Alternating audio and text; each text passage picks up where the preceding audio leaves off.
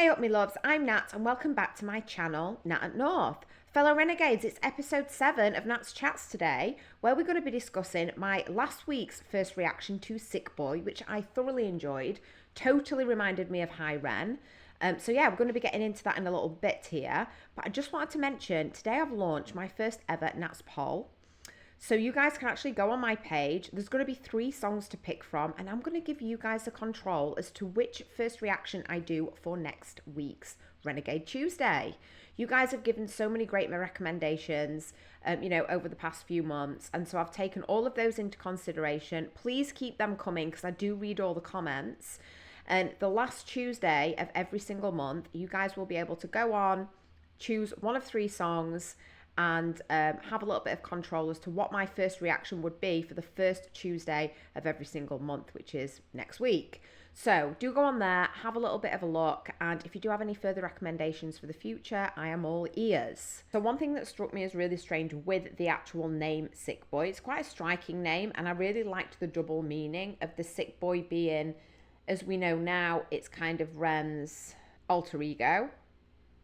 In the music industry, the commodity on the streets, it's very, very cool. It's very, very sought after. Now, the flip side to that is the idea of Sick Boi, of him actually being physically and mentally ill with his illnesses, misdiagnosis, etc. So I did want to look into this a little bit more to see exactly why Ren chose that name, because it is very symbolic. He's got his first album that's named Sick Boi is also released the Sick Boi song, and then also his clothing line is Sick Boi as well, which I need to delve into a little bit more and check that out because I do love a good tracksuit and I love Ren's style, so that's very exciting for me.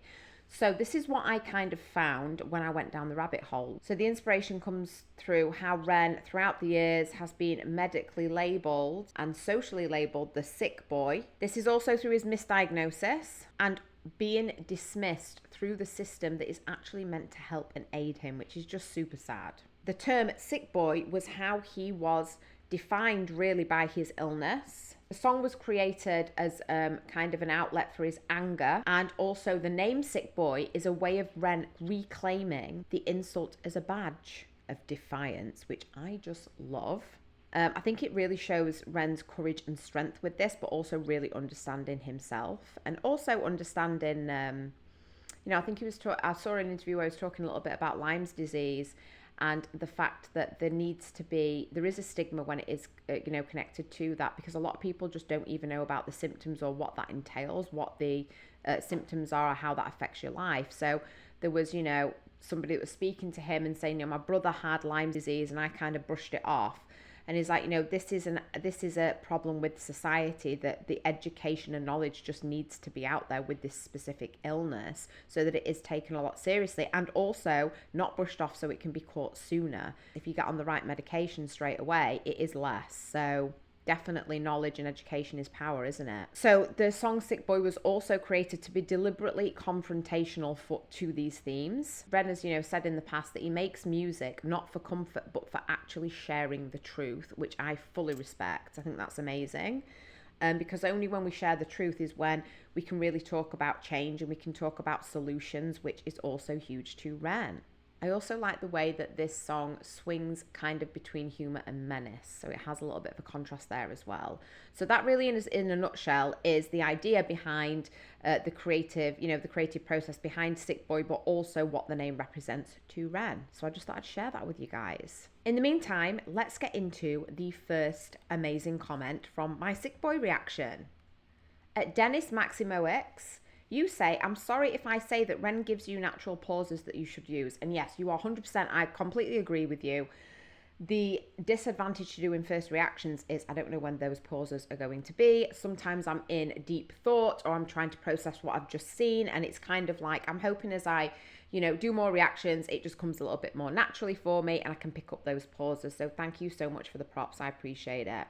So beyond that, this will give you another context for Kujo Beatdown. Ren usually makes his own beats. In this case, he paid for the beat that included a stolen sample by beatmaker Kujo.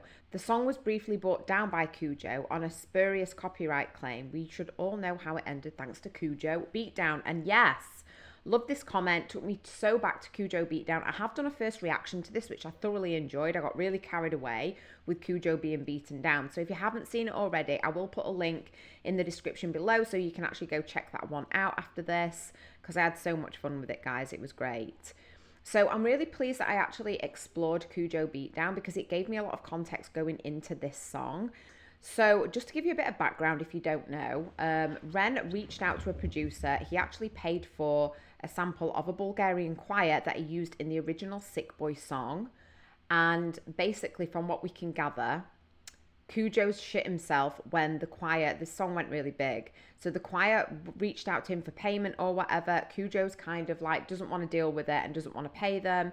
He has then gone after Ren on a copyright claim and basically struck it from all platforms in the whole universe. It completely disappeared, which forced Ren to take it off of other services such as Apple Music, etc., etc. It was a whole drama. His girlfriend got involved and started slagging off Ren on the socials and chirping away, which did not help matters.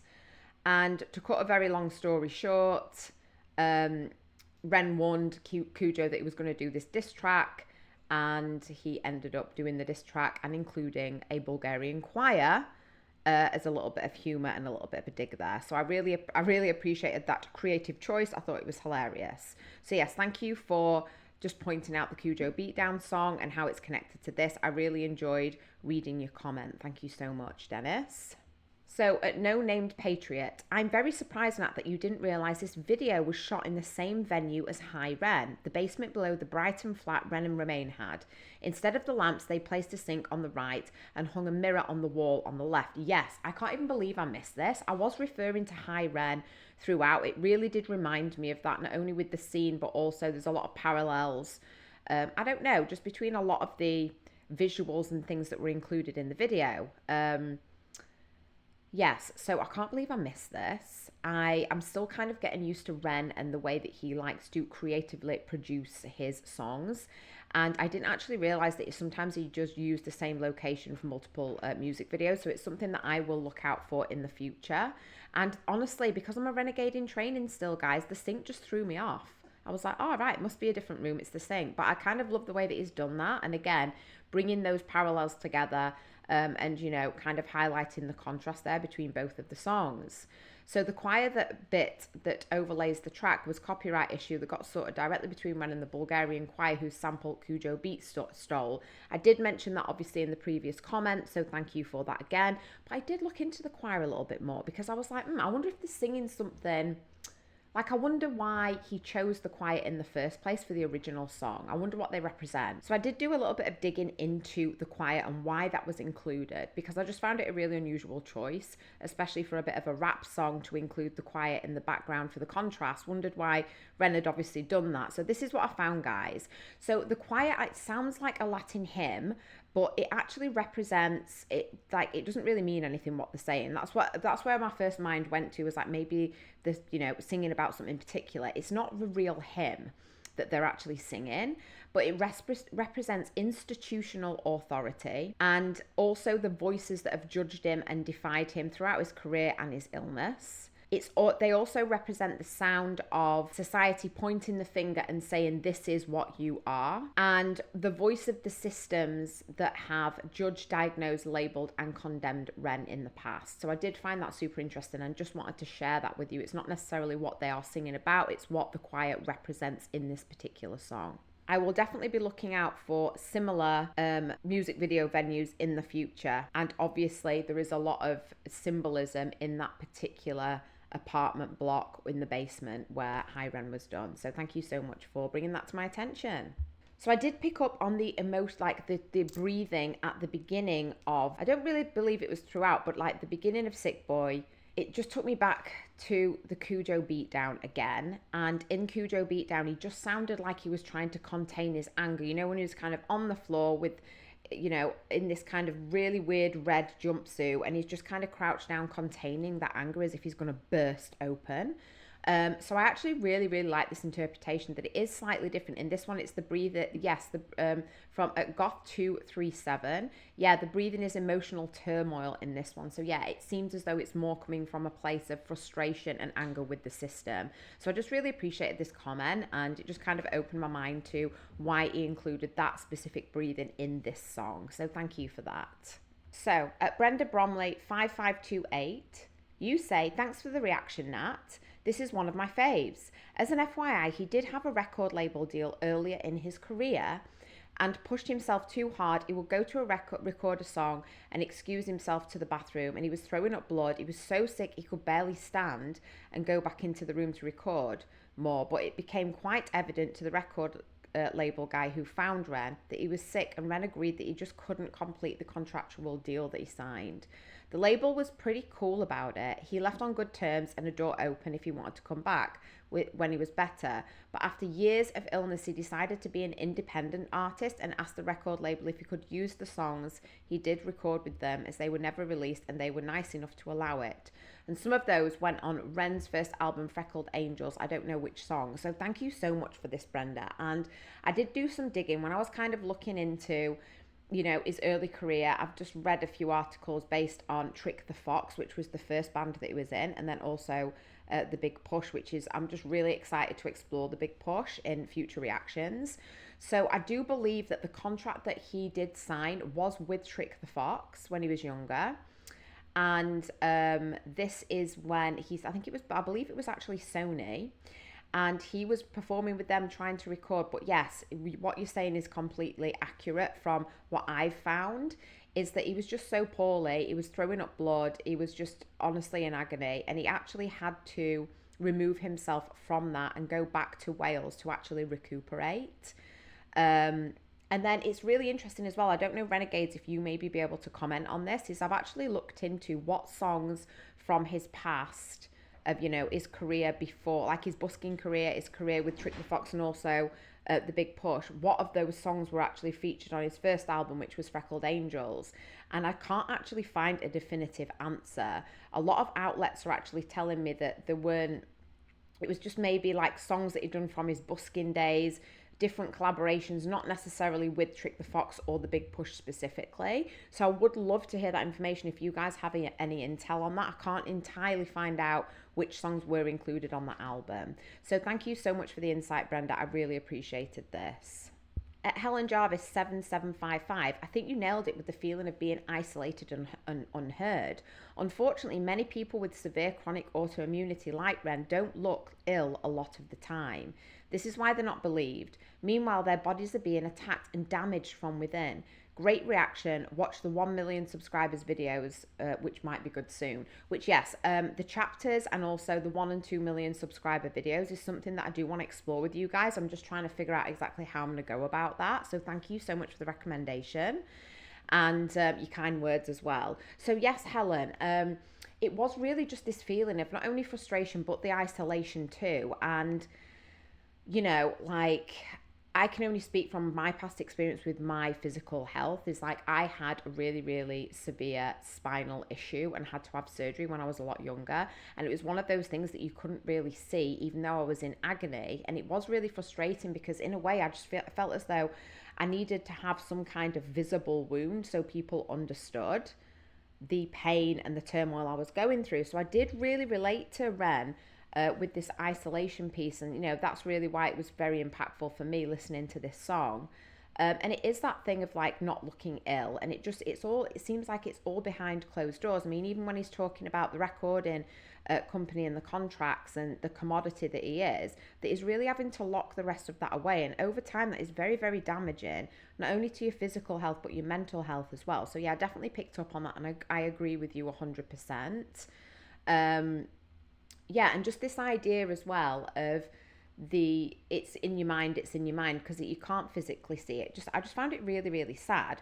So I did want to bring up as well, a lot of people have commented and said it was lovely to hear, but it really, really just took me by surprise. So the lady that's playing the medical professional across the desk from Ren, a lot of people were saying, the friends and, she was incorporated. Ren usually uses a lot of his inner social circle and incorporates them into videos, which I love because I like it because it just shares the spotlight with his mates, and I just kind of love that. But I did do some digging into who this lady actually is, and from what I found, which I just thought I'd share with you because it's interesting. So her name is Kate Stanley Brennan. She is actually a Dublin-based creative and performer. And I believe that she's also sometimes referred to as Ashlyn. So apparently, sources are saying that she isn't actually a direct, personal contact of Ren. She was actually hired for, to play this particular role. And Ren is very, very intentional about casting performers who can embody the kind of emotional tone of his work. And the chemistry actually comes from not a more like a personal ties, but from the strong performance that they give in this specific video. So I did just find that really interesting and wanted to share that with you guys. Is back the pig? Yes. I actually saw a brief, it was a little clip from an interview where Ren said the pig does resemble and symbolize something very specific for him, but he is not willing to give us the answers yet, if ever. So he said that he really, really does like everyone's, the noise and the discussion that the pig mask and what that symbolizes has made. He loves reading the interpretations and he finds that a really, really interesting process. And he just doesn't want to give us exactly his interpretation and symbolism of why he's using the pig and the pig mask. So we can just wait and we can just maybe, I don't know, share our ideas on this. But I did love this one. So at Chicago 6625, in this song, the pig is representing the rich, the doctor who doesn't care about his problems, just cares about writing prescriptions for more money, and the record label company that dropped him when he got sick. So from what we can gather, the record label company did drop him, or I think it might have even been, I read when he was with Trick the Fox, that he actually had no choice but to pull out from that deal. And it does seem as though that was quite amicable, which is good. But so we a lot of people in the past have given me their interpretations of what the pig mask represents. This idea of greed, maybe a biblical, symbolic biblical reference, as well as just the challenges and struggles that Ren has faced in his life, whether that be grief, whether that be mental or physical illness, whether that be isolation. So I really do like this interpretation of the idea that he's in this specific song, he is representing the doctor and this idea of the money and the commodity. So I just really, really liked this. So thank you so much for sharing your interpretation of what the pig represents. And I think in this song, you've got it, you've nailed it right on the head here for me. So thank you so much. This is actually our last comment. I'm so sorry, guys. If you can hear my crazy cats, they are very hungry right now and they are making a really loud noise. So I do apologize, but it's Bengal mom challenges. You know what I'm saying? So we'll just get on with this one. So this is our last comment and a little bit of food for thought, because there was a lyric that I just really didn't know how to interpret. So at Jackson35X, you say, science tells us it's suicide and still we commit. No interpretation needed. It's straight up exact. Science is saying we are killing our world, climate change, garbage dumps, clearing rainforests, etc. We know this, we have been told this, and yet we still don't stop. We continue to do everything to kill this planet and ourselves. No interpretation needed. I'm enjoying watching you dive down the rabbit hole. Thank you so much. And I just loved this. Honestly, guys, I was maybe thinking about it in the wrong sense of internally of what that meant. But I think everything you're saying, unfortunately, is so true. And it is this idea as well of self-destruction. Even though we have the logic and we have the rationale, is it just the fact that human beings are designed to self-destruct? And whether that be internally or in this case as well, which I love, the climate change and the pollution and just everything that we are doing to our planet on the daily basis, we know that it is wrong. But what makes us not stop? What makes us continue? Is it ignorance? Is it selfishness? Or is it this idea that human beings are just designed to self-destruct and just to ignore these things? It's very interesting, and I just thought I'd leave you with this comment and a little bit of food for thought. So tell me what you think in the comments section. Thank you so much for this. Loved it. So thank you so much for watching my Sick Boi reaction and your amazing comments. Love reading them every single week. Do keep them coming. Today, Renegade Tuesday, I'm actually doing a reaction of the Ren and Chinchilla amazing collaboration chalk outlines. I was completely blown away. So do check that one out. It is out right now. And also go visit for the polls. So yes, we have Wildcard Renegade Thursday again because Ren has announced that Starry Night, which is it the final tale or is it a double tale? I'm not entirely sure, is going to be released on this Thursday, January the 29th. So I will be tuning in to do a reaction to that live. I was saying before, fingers crossed that his team's got everything sorted out and there won't be any delays. I'm just going to roll with it, guys. And then I'll post that reaction at a later date. And then we will have a very special episode of Nat's Chats the following Thursday where we will be discussing everything to do with Starry Nights. So I'm very excited about that. In the meantime, thank you so much for joining me today. And I hope that you take care wherever you are in the world. I will see you next week for another Nat's Chats on Renegade Tuesday as well. Ta-ra for now.